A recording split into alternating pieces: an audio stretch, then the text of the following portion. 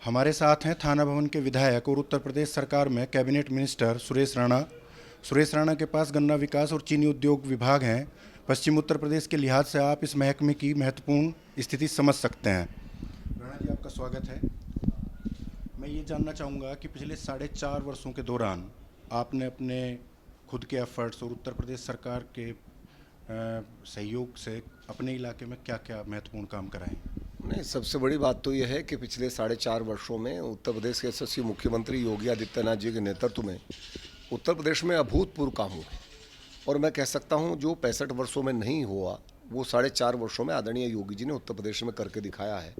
गन्ना विभाग की आपने बात की है तो गन्ना विभाग का मंत्री होने के नाते मैं इस बातों को बहुत मजबूती के साथ कह सकता हूँ कि जहाँ पिछले 5 वर्षों में कुल मिलाकर के 95,000 करोड़ रुपए का गन्ना किसानों का भुगतान हुआ था, वहाँ 4 वर्षों में योगी आदित्यनाथ जी ने 1,44,000 करोड़ रुपए से ज़्यादा गन्ना किसानों का भुगतान करने का काम किया है। पिछली सरकारों ने मिलें बंद की, बसपा ने 21 चीनी मिलें कोड़ियों के दाम बेच दी, 19 चीनी मिलों को बंद कर दिया, सपा ने 11 चीनी मिलें बंद कर दी, 30 चीनी मिलें 10 साल के अंदर बंद की और योगी आदित्यनाथ जी ने 1.5 दर्जन से ज़्यादा चीनी मिलों को अपग्रेड करने का काम किया, 4 नई मिलें लगाने का काम किया और साथ ही साथ चाहे गन्ने की पिराई हो, 66 करोड़ कुंटल गन्ने की पिराई उत्तर प्रदेश में होती थी, अब 112 करोड़ कुंटल गन्ने की पिराई उत्तर प्रदेश में होती है। ऐतिहासिक काम उत्तर प्रदेश में गन्ने के क्षेत्र में, उसी का परिणाम है 8 लाख हेक्टेयर गन्ने का क्षेत्रफल बढ़ा और गन्ना किसान का अभिनंदन करना चाहता हूं कि उन्होंने कदम से कदम मिला करके आदरणीय मोदी जी, आदरणीय योगी जी के साथ चल करके एक ऐतिहासिक उपलब्धि गन्ने के क्षेत्र में उत्तर प्रदेश सरकार को दिलाने का काम किया। जहां तक विधानसभा क्षेत्र की बात है तो आदरणीय मोदी जी, आदरणीय योगी जी का हम जितना अभिनंदन करें उतना कम है, क्योंकि विधानसभा क्षेत्र थाना भवन में क्या, जनपद शामली में जितने काम उन्होंने किए हैं हमने कभी जीवन में नहीं सोचा था। इसलिए नहीं कि मैं मंत्री हूँ, इसलिए कि मैं एक मतदाता भी हूँ। हमने जीवन में नहीं सोचा था कि इतना काम कभी यहाँ होगा जितना काम आदरणीय मोदी जी ने, आदरणीय योगी जी ने करने का काम किया है। यहाँ 250 बेड का हॉस्पिटल देने का काम किया है, इस जिले को मेडिकल कॉलेज देने का काम किया है। अब मैं अपने ही विधानसभा क्षेत्र की बात करूं तो विधानसभा क्षेत्र में 3 राजकीय डिग्री कॉलेज, कल्पना भी नहीं हो सकती, 5 राजकीय इंटर कॉलेज, सड़कों का जाल, डायट यहाँ दे दी, पीडब्ल्यूडी गेस्ट हाउस यहाँ दे दिया और मैं कह सकता हूँ कोई ऐसा अस्पताल नहीं है जो अपग्रेड ना किया हो। अभी आपके सामने सामुदायिक स्वास्थ्य केंद्र है जहाँ बैठे हो, 50 लाख रुपए की लागत से अभी 3 ही दिन पहले मैंने ऑक्सीजन प्लांट का यहाँ उद्घाटन किया है। आमूलचूल परिवर्तन है। विधानसभा में लगभग 3,000 करोड़ रुपए के विकास कार्य हुए हैं और यदि मैं जनपद की बात करूं तो जनपद 5-5, 6-6 नेशनल हाईवे के साथ जुड़ गया है। एक सपना था, सोचा नहीं था कि कभी ऐसा होगा। जो सपना था वो सपना पूरा करने का काम मोदी योगी ने किया है और मैं कह सकता हूं एक एक मतदाता इस बात का एहसास कर रहा है और माननीय मतदाताओं का भी हम अभिनंदन करना चाहते हैं कि उनके आशीर्वाद के कारण, मैं तो एक सामान्य परिवार में पैदा हुआ, मेरे गाँव में कोई ग्राम प्रधान भी नहीं रहा और मेरे घर में कोई सामान्य राजनीति में भी किसी की हिस्सेदारी नहीं थी, लेकिन उसके बावजूद भी माननीय मतदाताओं के आशीर्वाद से मुझे उत्तर प्रदेश सरकार में बैठने का अवसर मिला। तो मेरी पार्टी, मेरे नेता, मेरे क्षेत्र के मतदाता, मैं इनका ऋणी हूं और मैं कह सकता हूं मैं 7 जन्म भी लगातार काम करूं तो भी इस ऋण को उतार नहीं सकता। इतना ऋण मेरे क्षेत्र के मतदाताओं ने मेरे ऊपर चढ़ाया है और मैं लगातार कोशिश करता रहता हूं उस ऋण को ब्याज सहित वापस करूं। बहुत सारे काम हुए हैं, कुछ ऐसे भी हैं जो अभी मेरे भी सपनों में हैं, उन्हें लगातार ब्लूप्रिंट पे मैं लेकर के आया हूं और लगातार उनकी तरफ फोकस करके हम लोग आगे बढ़ रहे हैं। एक शिकवा है किसानों का ये कि हमारे बीच का हमारा गन्ना मंत्री है, ये बड़ी उपलब्धि की बात है, लेकिन जो 14 दिनों में भुगतान का वायदा किया था उस तक अभी नहीं पहुंच पाए।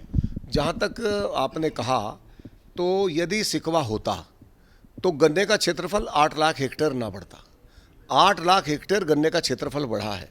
ये भी सच है कि 2-3 ग्रुप, 4 ग्रुप ऐसे हैं, चाहे मोदी हो, चाहे मोहिद्दीनपुर अपना सिंभावली हो, चाहे बजाज हो, 3 ग्रुप पूरे उत्तर प्रदेश में 120 चीनी मिलें हैं।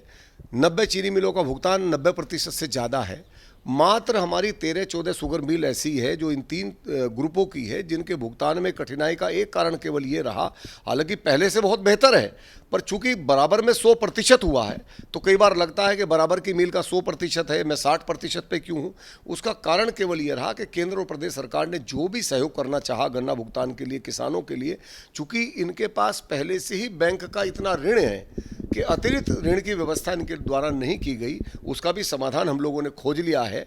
अभी जल्दी ही कैबिनेट में हम एक नया निर्णय लेकर के आ रहे हैं, और जिन मिलों को ऋण की सुविधा नहीं मिली उनके किसानों के लिए भी एक अच्छा कार्यक्रम आदरणीय योगी जी लेकर के आने वाले हैं।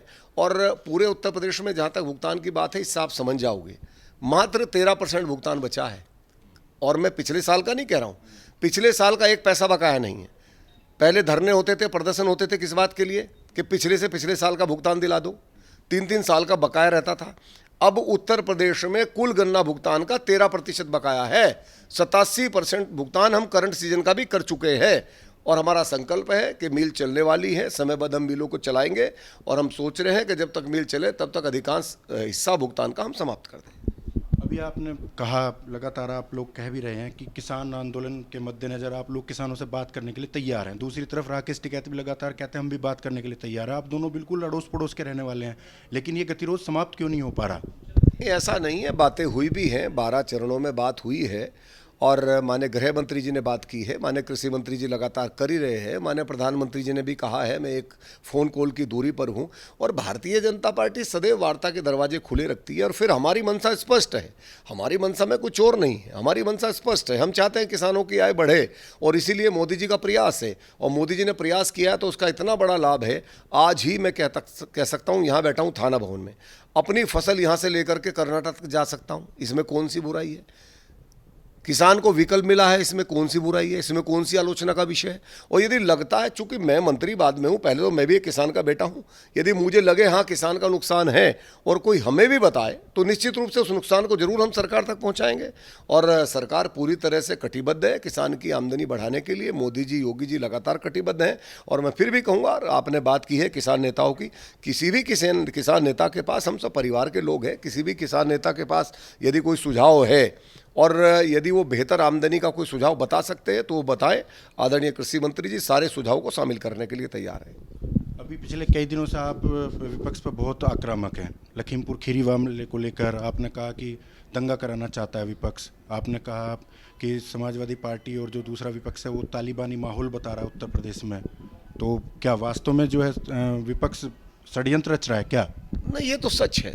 और सच ये है कि आपने देखा होगा कि चाहे हाथरस की घटना हो, चाहे लखीमपुर, किस तरह से लोग इसको क्या वातावरण बनाना चाहते हैं।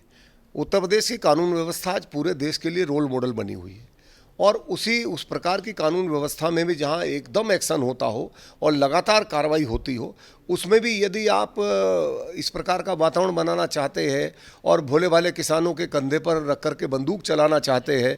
और जहां तक आपने तालिबानी वातावरण की बात की, जब समाजवादी पार्टी का सांसद खुलेआम वहां उनके पक्ष में बयान देता है तो फिर मैं क्या बोलूँगा।